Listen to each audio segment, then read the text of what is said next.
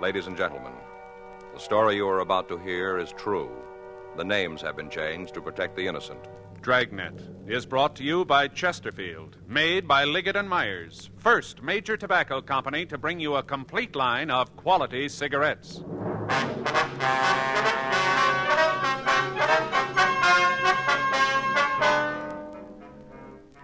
You're a detective sergeant. You're assigned to homicide detail. A howling dog causes a man to check his neighbor's house. He finds the brutally beaten body of an elderly woman. She's been killed by person or persons unknown. Your job, investigate. Today, friends, you hear these three words everywhere. Chesterfield's for me. The Chesterfield you smoke today is the best cigarette ever made. Best for you, because Chesterfield gives you proof of highest quality, low nicotine, the taste you want, the mildness you want. Chesterfield is best for you because it's tested and approved by 30 years of scientific tobacco research. Chesterfield is best for you because it has an established good record with smokers, proven by test after test. Yes, friends, the Chesterfield you smoke today is the best cigarette ever made for the taste you want, the mildness you want. Join the thousands now changing to Chesterfield. Always say, Chesterfield's for me.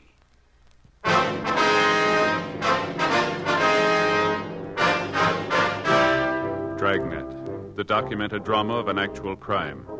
For the next 30 minutes, in cooperation with the Los Angeles Police Department, you will travel step by step on the side of the law through an actual case transcribed from official police files. From beginning to end, from crime to punishment, Dragnet is the story of your police force in action. It was Tuesday, June 10th. It was warm in Los Angeles. We were working the night watch out of homicide detail. My partner's Frank Smith. The boss is Captain Lorman. My name's Friday. I was on my way back in from the alley, and it was 7:26 p.m. when I got to 9782 Green Oak Drive. Front door. You find anything? No. No sign of anybody out back. Did you call the crime lab? Yeah, I talked to Lee. He's on the way. That's good. Call Hollywood Division 2. They're going to send out some more men to help us. Well, it's an outside chance we might come up with something. Yeah. Whoever did it sure must have been wild, Joe. I don't think I ever saw a killing as brutal as this one. It's pretty rough. Must have hit her a couple of dozen times. Look at there. Mm-hmm. See? Wristwatch is broken. Looks like she might have raised her arm to try and stop some of the blows. Yeah. Crystal smashed up pretty bad. It's hard to read. Yeah. Looks like 3:04, doesn't it? Uh-huh. That must have been the time. From what the neighbor says, that'd have to be this afternoon. Yeah. Did you find anything that looks like the murder weapon? Nothing out in the open. Thought it'd be better if the crime lab checked the place first. How about the other rooms? They as bad as the one out front? Yeah, stuff's all scattered around, drawers pulled out, contents thrown all over. Whoever it was sure wanted us to think it was robbery. Well, let's check the neighbor. Yeah, he's across the street. Said he wanted to go home and take something to help quiet him down. Must have been quite a shock to the old guy. Yeah. You want to tell Brian and Phillips where we'll be? Yeah. Right. Phillips is out and back. I saw him when I came in. I'll talk to Brian. All right. Ask him to let us know when Lee gets here, will you? Yeah. All right.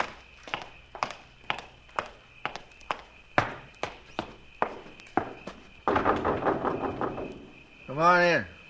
Thank you. Mr. Brody? Yeah, over here.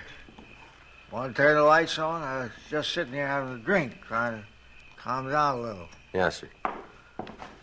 Switch is there on the wall, sort of behind the whatnot. You have to kind of feel around. Yes, sir, I found it here. Turned out the lights to help my head. Oh, me, oh, my, I got an awful headache. You don't happen to have a couple of aspirin on you, do you? No, sir, I'm sorry, I don't. Oh, well, I guess you don't mind much. I guess this'll do just as good. Wonder if you'd tell me just what happened here. Well, I'm glad to. I want to help all I can, sure. I'd like to see you get the guy what did this to Ethel. Well, why do you think it was a man? Huh? Well, you said guy. What makes you think it was a man? Well, I didn't mean it like, you know, not special, but come right down to it, almost got to be a man. You can't imagine no woman doing a thing like that. At least no woman I ever knew. It's got to be a man. Come on in. Everybody come in. Might as well have a convention, all the people coming in. It's my partner, Mr. Brody. Oh, another policeman, huh? Yes, sir. All set, Joe. They're going to call us when the crime lab crew gets here. All right. How are you, Mr. Brody? People all over the place. I never saw a crowd come so fast as when the sirens come in. Seemed like they was attached to mushrooms, just sprung up out of the ground. Oh, yeah, I'm fine. Fine, yeah. Wonder if you'd mind leaving that alone until we ask you a few questions. So you mean before I have another drink? Yes, sir, if you would. Well, of course. Glad to oblige. I'll wait, I mean. You don't have to worry about me, though. Not old Earl Bruddig. I can hold my liquor. He just bet. Old Earl's a regular tanker. Don't ever show on old Earl. Mm-hmm. Well, if you just tell us about finding the body. Well, I was out in the front watering the lawn. Always do it at the same time, you see. The hot sun burns it up. You don't water, you know. You've got to do that. Yes, sir. Well, that's what I was doing, watering the lawn. Yes, sir. Do you want to go on? You sure you fellas don't want a little snort, huh? Good No, work. No, thanks, sir. Mr. Huh? Brody. No, thanks. Yeah, well, all of a sudden I hear Nero making an awful fuss. Who's that? That's a silly name, isn't it? Who is it? Little bitty old peak. She called it Nero. Always seemed to me that if you're going to call a dog Nero, it should be a big dog. Yes, Nero's the dog. Well, what happened then? Well, sir, first off, I didn't pay much attention to it. Just kept right on watering the lawn. And old Nero kept it up. Kept right on yelling and howling. Finally, I figured there must be something wrong. Yes, sir, there must be with all that going on. So I turned off the water and wandered over. You know, check up. Yes, sir. Mr. Brody, about what time was this? I thought it was funny that Ethel not coming out and making Nero shut up. Oh, it was about 6 o'clock. Yeah, about 6 o'clock. Did you see anyone around the house when you went over? Not a soul, no, sir. There's nobody. So I went around back to the patio, you know. Mm-hmm. Well, there wasn't anybody there either. And I knocked at the door. Now, all this time, little old Nero is still raising old Ned. Ain't stopped to breathe hardly. Yes, sir. Well, sir, when I knocked on the door, things swung right open. Wasn't locked, you know, so I called Ethel. I called a couple of times. I didn't get no answer. I couldn't see nothing, so door opens on a kind of little service porch. I didn't see a thing. Yes, sir. Then I went in. Walked right into the kitchen. There she was, lying on the floor. Stuff scattered all over, and little Nero sitting right beside her, just going crazy. You called the police right away, did you? Well, I run out of the house, all over to my place, and called the operator. I dialed 0 and told him to send a policeman right away. Yeah, right away I called him. Had you seen Miss Lawrence at all today? Yeah, I saw her this noontime. She was out to get the mail, and we said, hello. You know, just as cheerful like that. Well, what time did you say Oh, hello? I picked up the mail, went right back into the house, just like she didn't have no idea what was going to happen. Oh, about 1:30, mail comes then. Mm-hmm. Did you see anyone around her house this afternoon? Nobody, no. Oh, well, of course, now, I was out in the back most of the afternoon, you see, out there working in the flowers, so I can't right out say that there wasn't anybody over there. I see. Do you know where we can get in touch with Mr. Lawrence? He works in the garage down on Pico, I think. I got the name of the place around someplace. I used to take my car down to him before him and Mrs. Lawrence got a divorce. How long have they been divorced? About 3 years, I guess. Well, I'm not really sure about that. How they get along, do you know? Any trouble between them? I guess there's some who'd say that he was right. I made it a practice not to get involved in those things. Religion, politics, and marriage troubles. I don't get meddled up in them. Oh, they fought all the time. Yeah. Has Mr. Lawrence been at his wife's house lately? Well, not that I've seen. I guess they, see each other, but I understand from what Ethel said it was at the lawyer's. She used to try to tell me about it, but I just wouldn't listen. I don't believe in it. Religion, politics, marriage stuff, and all those things, et cetera, et cetera. Yes, sir. Alimony. They was always fighting about alimony, always. Do you know what the disagreements were about besides alimony? I'll tell you, mister. You better talk to Mr. Lawrence about that. He's the one to set you right on it. I go telling you, and I'm liable to say something wrong, you see, and that wouldn't be right, would it? You better talk to him. You talk to him. All right, sir, if you'll just give us the address, please. Sure. I'll take a look at my checkbook, see if I can find it.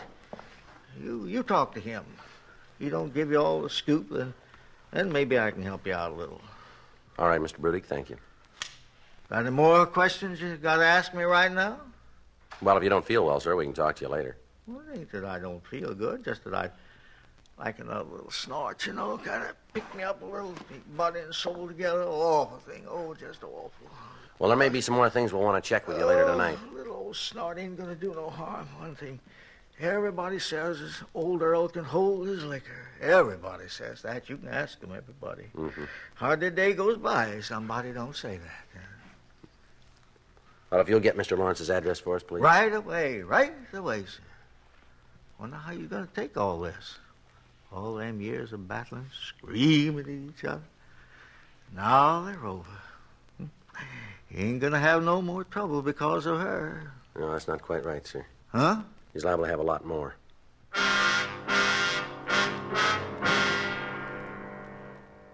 Earl Brudig looked through his desk and he found a canceled check bearing the address of the garage where the victim's husband was employed. While he was looking for the check stub, Frank and I interrogated him further on the relations between Ethel Lawrence and her husband. He refused to tell us any more than he had, explaining that if the answers we got from the husband weren't adequate, we could come back and see him. 6:48 p.m. We returned to the victim's house and we talked with Lieutenant Lee Jones. He told us that the crew from the crime lab had been unable to find the murder weapon, but that they had been able to lift several good fingerprints from the kitchen. He went on to say that these had been checked with those of the victim and they were not the same. Little other physical evidence was found in the house. However, an impression of a shoe had been found in the soft earth at the side of the house and a plaster cast had been made of it. We asked Lieutenant Jones to take the fingerprints of the neighbor who had found the body and check them with the impressions left in the victim's house. 9:46 p.m. The coroner arrived and removed the body and attached the paper seal to the front door. Frank and I went back to the office and checked the name of the victim and her husband through the record bureau. We found that Bernard Lawrence had been arrested 4 years previously on a wife-beating charge, but that he'd been released when his wife refused to prosecute. We checked the name Earl Brudig. He had no record. 10:54 p.m. We drove over to the garage where the victim's husband was employed. The place was closed, but there was a card on the door giving an emergency address. Frank and I drove out to the house, a low, rambling ranch-style building. The garage owner, Arnold Norton, met us at the door. Yeah? Mr. Norton? That's right. What can I do for you? Police officers, we'd like to talk to you. Yeah, I guess it's okay. I don't know what it's about, but I guess it's okay. What do you want? Might be better if we talked inside. You mind if I see your identification? No, sir. Here's my ID card. This is my partner, Frank Smith. My name's Friday. Uh-huh. Yeah, come in. Thank you. Thank you, sir. Just a minute, I'll turn off the TV. We don't like to bother you, Mr. Norton. Shouldn't take us too long. Doesn't matter, it's just a fight movie. I've seen it before. I get a kick out of seeing him again. Mm-hmm. What is it you want to know? You have an employee named Bernard Lawrence working for you? Yeah, Barney's been with me for about 7 years. Why? You have a home address for him? I suppose so. Look, can you tell me what this is all about? Just a routine investigation. We'd like to talk to him. Yeah, I'll write out the address for you. All right. You ever hear about Lawrence and his wife having any quarrels or disagreements? I'm not quite sure how I should answer that. What do you mean? I don't know why you're asking the question. It's a little rough to ask me to comment on the way Barney gets along with his wife. I don't want to lay anything on him. You've known him for quite a while, have you? Yeah, I told you he's been with me for 7 years. Best carburetor man I've got. You must have heard him discussing his home life at one time or another, haven't you? Look, I went through the same thing before, I got myself right in the middle before. I don't want it to happen again. I don't understand. When they got the divorce, all the time lawyers coming around asking questions, trying to get me to take sides. I'm not going to do it. If Barney's trying to bring the thing up again, he should be the one to tell me, not have you fellas come around and do it. I'm not going to get in the middle again. I've known both of them for a long time. I think a lot of them. Ethel and Barney and me have been pretty close in the years. But I've had it. All the questions about how much Barney makes, what were his working hours, who'd he see, did he run around with any girls? No. I'm not going to answer any more questions. Well, this isn't a civil matter, Mr. Norton. This has nothing to do with the divorce? No, sir. I'm not going to be called as a witness? We can't say to that, sir. Uh-huh. The way you fellas are going about this routine thing makes me think that it's a lot more important than just a traffic ticket or anything like that. Well, it is. Did you see Lawrence today? You mean at the garage? Yes, sir. Yeah, he came to work at 8, just like he always does. He was there all day? 8 to 5, that's what he works. Does he have occasion to leave the garage at all during the day? I don't understand what you mean. Well, does he have to leave to go pick up parts, anything like that? Yeah, once in a while he does. We got a fellow who does that kind of thing, but when he's out on the call and Barney needs something fast, he maybe runs down the street and gets it. Mm-hmm. Did he leave the garage this afternoon? Yeah, he had to go down and pick up some rebuilds. You know what time he left? It'd be hard to pin it down to an exact time. I don't much keep tabs on Barney. He comes and goes as he pleases. Pretty important that we get an idea of when he was gone. Well, I can check it with the other boys in the shop. I should be able to find out when he left. I know he got back about 4:30, though. You're pretty sure about the time? Yeah, he came back and did a job on a rush one that we had, and then he took off at 5. How was he acting when he came back? What do you mean? Did he seem upset about anything? No, not particularly. He seemed pretty happy, though. Kept talking about what a beautiful day it was and how good he felt. Mm-hmm. You know, come right down to it, Barney was happier than he's been in some time. Just seemed like all his troubles were gone. Well, we know how you feel about this, Mr. Norton, but it's pretty important. Did you ever hear Mr. Lawrence threaten his wife? I'm going to have to take your word for it as being pretty important, Mr. Friday. I've got no way of knowing, but if you guys get me in the middle of anything, I'm going to be pretty sore about it. Well, don't worry about that. Well, and to answer your question, Barney and Ethel didn't get along very well. I guess you knew that. Divorce and all, Ethel accusing Barney of running around, they had some pretty big arguments. Mm-hmm. Barney was pretty mad at the judgment he got, the alimony. He had to pay Ethel $150 a month. Made him pretty sore. But the judge said to pay it or go to jail. Ethel would just as soon see him in jail. Mm-hmm. Barney used to talk to me about it. We'd stop down the street and have a beer when we closed up the shop. Barney would say there was only 2 ways he could get out of the alimony payments. Well? One was if Ethel got married again, and Barney always said she was so mean that no sane man would have her. What about the other way? That was for her to die. Mm.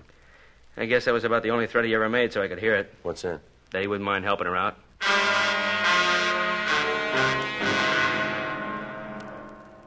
11:47 p.m. We drove over to the address we'd gotten for Bernard Lawrence. It was a modern apartment building in the Wilshire district. We rang the bell to his apartment, but we got no answer. Frank and I talked to the manager of the building, and he let us into the suspect's apartment. In a preliminary search of the place, we found nothing to tie the man in with his wife's death. However, from the clothes and the other personal effects in the place, we were reasonably sure that he'd returned to the apartment.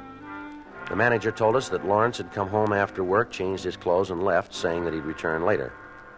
We put in a call to the office, and we told them where we were, and we made arrangements to be relieved the next morning in the event the suspect hadn't returned. Frank and I settled down in our car, which was parked across the street from the apartment, to wait for Lawrence. At 1:30, Frank went down to the corner and called Fay to tell her he'd be a little late. He brought back a carton of hot coffee and some sandwiches. The stakeout continued. 2:30, still no sign of the suspect. 3:30, 4. At 5:30 a.m., the landlord came to the porch of the apartment house and yelled at us, indicating he wanted to tell us something. Frank went over to see him while I waited in the car. A couple of minutes later, Frank came running back. Joe? Joe? Yeah. Manager just got a call from Lawrence. What about? Lawrence wanted to have his stuff packed and sent down to the depot. Yeah? Said he's leaving town.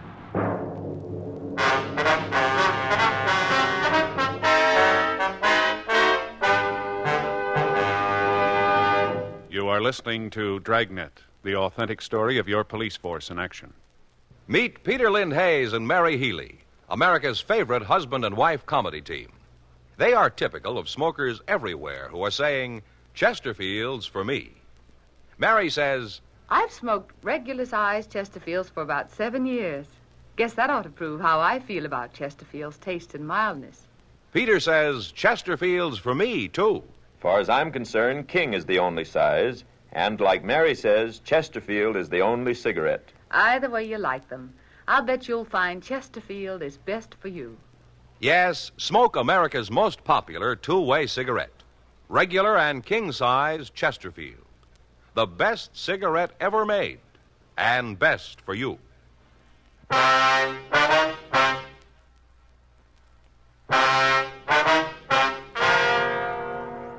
5:42 a.m. We called the business office and had arrangements made to check the reservation lists on trains going east. We also set up stakeouts on the depots and on the airline terminals in the event the suspect changed his mind about taking the train. 2 officers came out and relieved us at the apartment. The manager of the apartment was instructed to notify the officers on stakeout in the event he heard from Lawrence. 6:12 a.m. Frank and I drove back downtown. We went to the business office and got out a local and an APB on the suspect. We checked out of the office to go home and change our clothes, and at 8:46 a.m., we met back in the squad room. Well, you made it fast, huh, Joe? Yeah, carton of coffee there if you want some. No, thanks. I got something to eat on the way in. No? Any word? No, not yet. Lawrence still hasn't showed up at the apartment. There's nothing from the depot stakeouts. Oh, man, I'd sure like to get some sleep. Well, I'm with you there. You know, Faye's sure sore. What about last night? Yeah, had it all planned that we were going to a movie tonight. Always plans it on my day off. Well, You know, we have dinner and go down to the neighborhood. Kind of nice. She looks forward to it. what's that got to do with last night? Well, this is my day off, right? Yeah. Yeah, that's what it says in the schedule. And I'm working, right? Yeah. Well, I worked all last night, too. Huh? Yeah. Gonna be no movie tonight. I don't follow you. Well, I'm gonna sleep. As soon as I get home, gonna climb right into the shower, dry off, into bed. Gonna sleep the clock around. Yeah. That's why. Mm-hmm. We got to talk to Skipper this morning. Is he in yet? Yeah, he's down at Chief Brown's office. You fill him in? Yeah, a little bit. He goes along with us. Well, let's check R&I. I want to look at that arrest report on Lawrence, see if any of his friends are listed. We might be able to get a lead on him. Better find out if he made that call he was supposed to have made when he was gone from work, huh? Yeah. The way it looks, he's still in town. Well, that doesn't do us a lot of good unless we know where. Well, we can go out and talk to the fellow that found the body. He might be able to come up with something. Better put a stakeout on the garage where Lawrence worked, too. He might show up there. Right. I'll get Norton on the phone. Tell him to let us know if he hears anything. Right.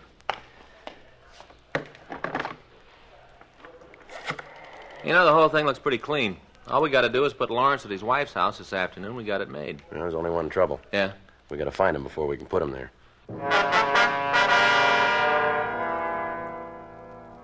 After putting in the call to the garage where the suspect was employed and arranging for a stakeout on the place, Frank and I checked the arrest record that had been made out 4 years previously and obtained a list of his friends and relatives. We contacted each one of them, but they could give us no information on Lawrence. That morning, we met with Captain Lorman, and we went over the evidence with him. The fingerprints found at the scene of the murder had been eliminated when they were compared with those of the neighbor, Earl Brudig. Other physical evidence netted us nothing. The murder weapon still had not been found. The only piece of evidence that we had to attempt to identify the killer was the plaster cast of the footprint found by the side of the house. However, Lee Jones said that it would be of little use other than to identify the size of the shoe. It was a size 10 with a leather sole and a leather heel. There were no distinguishing marks on the impression. 2 days went by and we still hadn't found Lawrence. We talked to the men he worked with, but none of them could supply us with any information as to his possible whereabouts. We checked the bars he was known to frequent without results. Apparently, the suspect had disappeared without a trace. On Saturday, June 14th, 3 days after the murder, Frank and I got back to the office after lunch. You want to check the book? Yeah. Where can I find Joe Friday? I'm him. I'm Barney Lawrence. Well, we've been looking for you. I want you to get off my back. Leave me alone. Do you mind telling us where you've been for the past 3 days? It's none of your business. The only reason I'm here now is I want to tell you to stop going around asking a lot of questions, causing me embarrassment. What do you mean by that? You know what I mean. I don't mind telling you I'm pretty sore about the things you said behind my back. You probably didn't think I'd find out about them. But I did, and I'm telling you to stop. You ought to take it easy, Lawrence. You keep your nose out of this, cop. I'm talking to him. I got a few things for you, too, before I leave. Yeah? I don't think you're going to leave. What's that supposed to mean? Just what it sounded like. You're under arrest. For what? Suspicion of murder. You figured I killed Ethel? You look good for it. Then you better get a pair of glasses, cop. I'm walking out of here, and if you're smart, you won't try to stop me. I wouldn't try it, Lawrence. Lawrence? Now hold it. If you haven't done anything wrong, you got nothing to worry about. Now come on back here. You know something? What's that? I've always wanted to hit a cop. Come on, Lawrence. On your feet. Keep your hands off me, cop. Just keep your hands off me. All right, now sit down. Right here. Sit down. Go ahead. We're investigating a murder. Someone beat your wife to death. We're trying to find who did it. Well, it wasn't me. You got a funny way of showing it.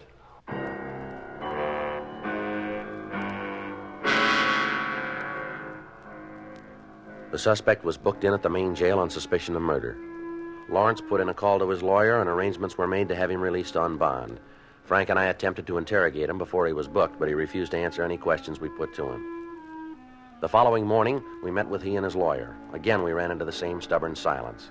At 11:30 a.m., we met with Captain Lorman and Chief of Detectives Thad Brown. We laid out the evidence we had. From all appearances, we had the guilty man in custody, but it might be difficult to prove in a court of law. The one thing we'd been unable to establish was Lawrence's presence in the house at the time of the murder. It was decided that without being able to prove this, we would have little chance of getting a complaint from the district attorney's office.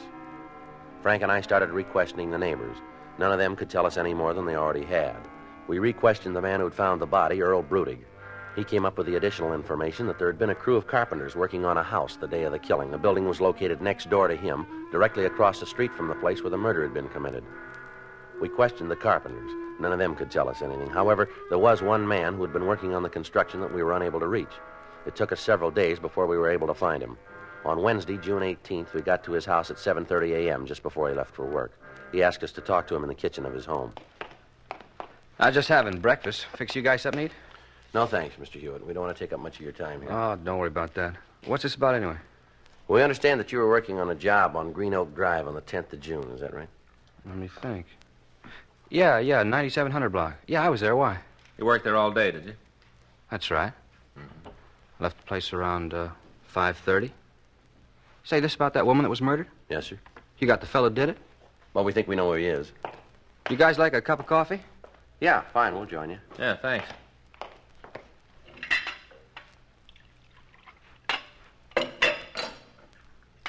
Either of you use sugar? No, thanks. No, thanks, sir. Don't see how you can drink coffee without it. Always use 2 spoons myself.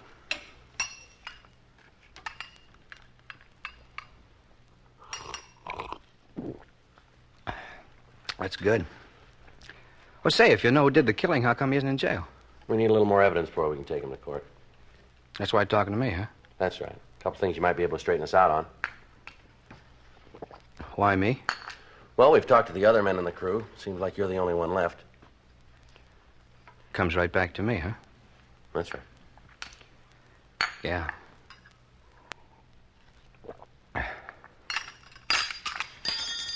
What's the matter, Hewitt? Gotta sit down. Wait a minute. What's wrong, Hewitt? What's the matter? You sick? Poison in the sugar. I've been expecting it. Frank, get an ambulance, quick. Yeah. What kind of poison, Hewitt? What kind? There's nothing you can do now. I know this is wrong, taking poison. I killed the old lady. I killed her.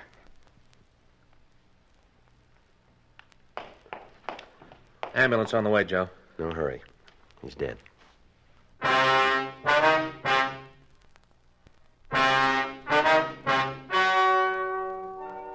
story you have just heard is true. The names were changed to protect the innocent. On June 23rd, an inquest was held in offices of the coroner in and for the county of Los Angeles. In a moment, the results of that inquest. Now, here is our star, Jack Webb. Thank you. Earlier, George Fenneman told you exactly why the Chesterfield you smoke today is the best cigarette ever made. And best for you. Now, the rest is up to you. Get a carton or two for yourself. Smoke them and you'll say, as we do, it's Chesterfield's for me.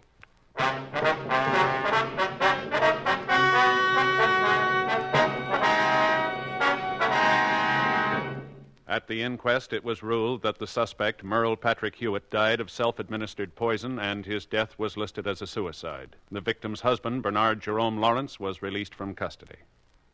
Ladies and gentlemen, we'd like to thank the editors of Time magazine for their cover story of Jack Webb and Dragnet. That's Time magazine, on your newsstands this Thursday.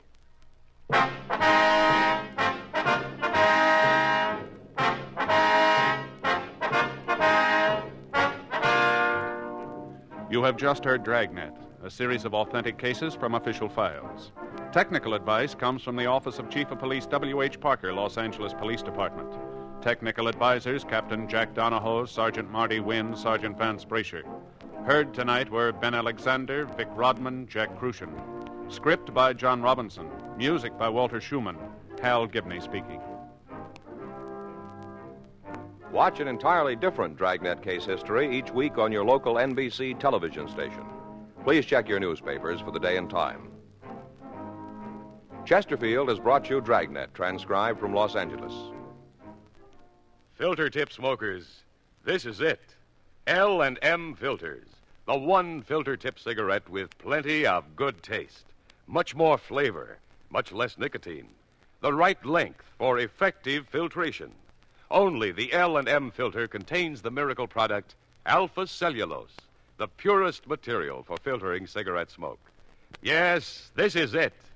As Ann Sheridan puts it, L&M filters are just what the doctor ordered. Buy L&M filters, the light and mild smoke.